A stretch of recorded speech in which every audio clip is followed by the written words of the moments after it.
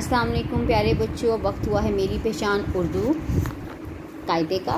हम पढ़ चुके हैं सफ़ा नंबर 17 तक। आज हम पढ़ेंगे सफ़ा नंबर 18 के बारे में। तो सफ़ा नंबर 18 पे सबसे पहले मैं आपको दिखाती हूँ क्या है।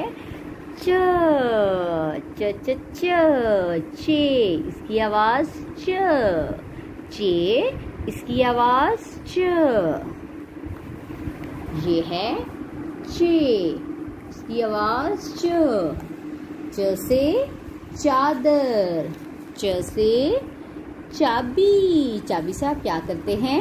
ताला खोलते हैं। च से चांद, चांद कहाँ होता है? आसमान पर।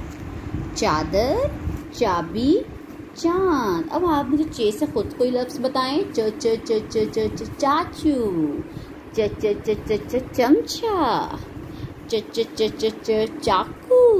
इस तरह से आप बहुत सारे अल्फाज अपने टीचर्स को बताएं। ठीक है, अब हम तस्वीर देखेंगे और छोटी सी नज़्म पढ़ेंगे। चिड़िया बोली चूहे भाई, कितनी हो गई रात, चाबी उठाओ किचन में जाओ, मानो मेरी बात। चूहे ने फिर चाबी उठाई, चिड़िया भी चम्मच ले आई।